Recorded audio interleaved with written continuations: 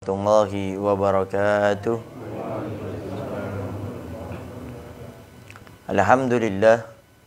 Alhamdulillahi rabbil alamin. Wassalatu wassalamu ala asyrafil anbiya'i wa mursalin sayyidina wa habibina wa syafi'ina wa qurrati a'yunina wa nuri qulubina Muhammad Habibi Rabbil Alamin wa ala alihi wa sahbihi ajma'in.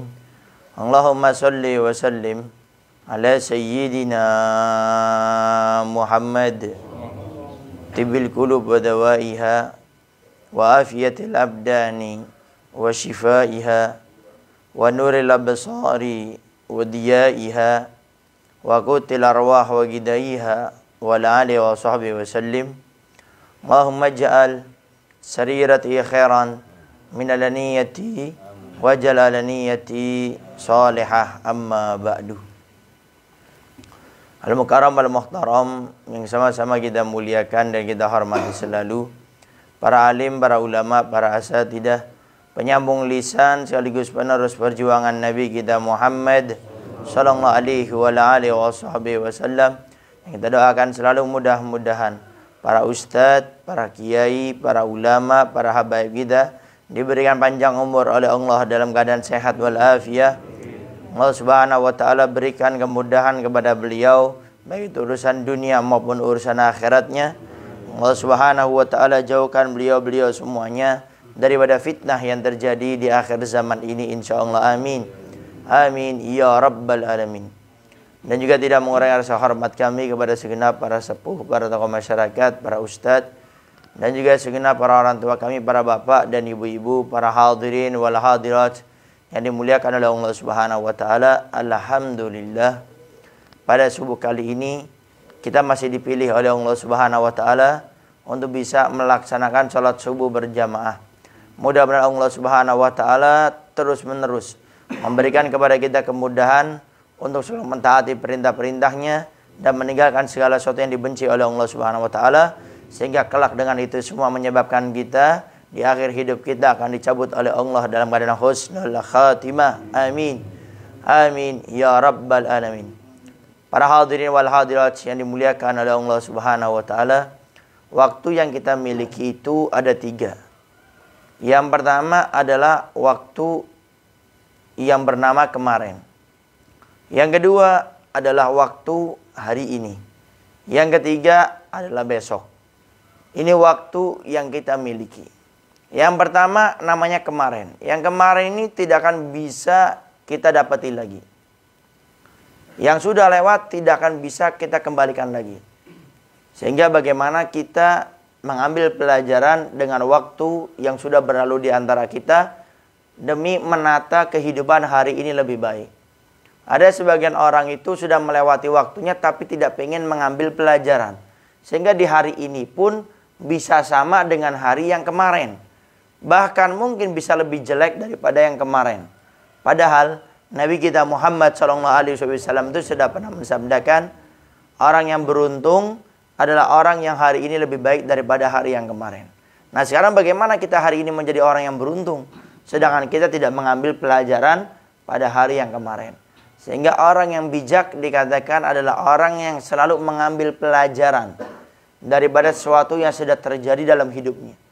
Yang kemarin tidak bisa kita datangkan lagi pada hari ini. Tapi kita bisa mengambil pelajaran dari yang kemarin untuk menata kehidupan hari ini dan selanjutnya lebih baik daripada yang kemarin. Itu yang pertama adalah waktu yang terlewatkan, yang kita tidak bisa membelinya. Orang paling kaya di dunia pun dia tidak akan bisa membeli waktu dia 1 detik yang sudah terlewatkan dalam hidupnya.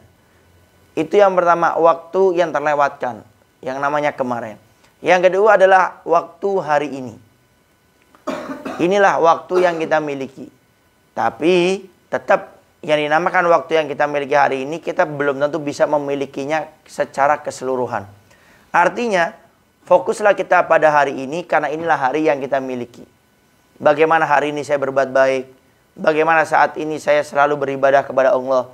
Bagaimana saya bisa membantu orang lain. Yang dipikirkan itu hari ini. Sehingga orang-orang yang cerdas, kata Nabi, adalah orang yang selalu mengingat kematian atau mengingat hari kebangkitan. Artinya dia berpacu pada hari ini bagaimana saya berbuat kebaikan. Bagaimana kalau hari ini Allah mencabut nyawa saya, sedangkan saya punya kewajiban banyak yang masih saya tinggalkan, belum saya qadha. Banyak saya punya dosa belum bertobat kepada Allah. Banyak saya berbuat dolim sama manusia, saya belum minta maaf. Nah, sehingga orang yang selalu mengingat kematian, dia akan selalu memanfaatkan kehidupan pada hari itu dengan sebaik-baiknya. Tapi orang yang tidak memahami arti ini, hari inilah yang kita miliki, bukan hari besok, itu orang tersebut akan memaksimalkan hidupnya pada hari ini berbuat kebaikan. Karena dia tahu hari yang saya miliki ini hari ini. Yang kemarin gak bisa kembali lagi, yang besok belum tentu jadi milik kita. Nah, orang yang mengetahui ini, dia akan fokus di hari ini bagaimana saya berbuat kebaikan.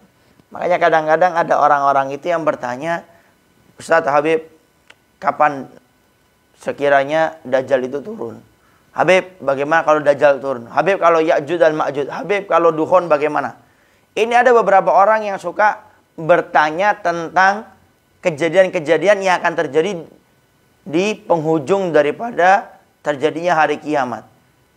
Yang perlu kita ingatkan, bertanya itu tidak menjadi masalah, tapi pertanyaan itu harus menjadikan kita ini makin dekat sama Allah.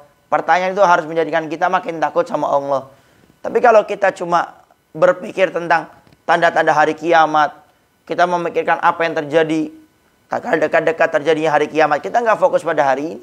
Pada Nabi katakan adalah orang yang cerdas, orang yang memikirkan kematian. Artinya hari ini loh. Bagaimana kalau hari ini Allah cabut nyawa kita?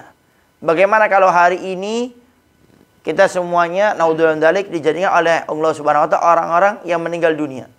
Itu yang harus kita pikirkan, bukan yang hari besok. Apalagi tentang masalah hari kiamat tersebut, tanda-tandanya. Kemudian yang ketiga adalah hari esok. Nah, hari esok ini belum tentu jadi milik kita. Tapi tentu orang yang cerdas adalah orang yang selalu menggunakan waktunya semaksimal mungkin. Artinya bagaimana? Besok saya mau melakukan apa? Kegiatan apa yang saya lakukan? Ibadah apa?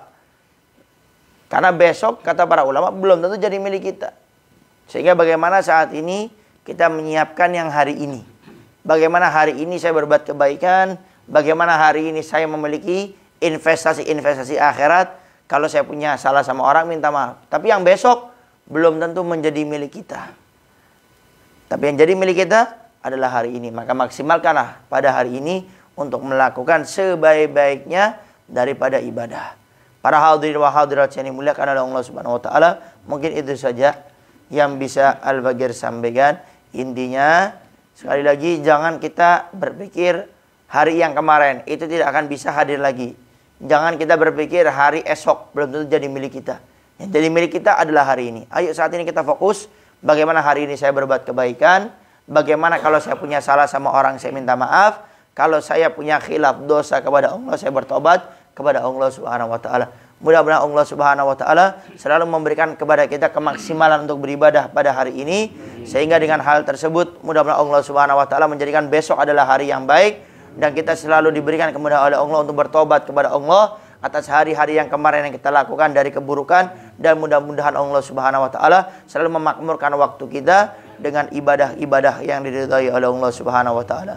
Rabbana atina fid dunya hasanah fil akhirati hasanah wa qina adzabannar. Wa sallallahu ala sayidina Muhammadin wa ala alihi wasallam walhamdulillahi rabbil alamin. Kurang lebihnya Al-Faqir minta maaf dan mohon doanya selalu. Akhiral kalam. Assalamualaikum warahmatullahi wabarakatuh.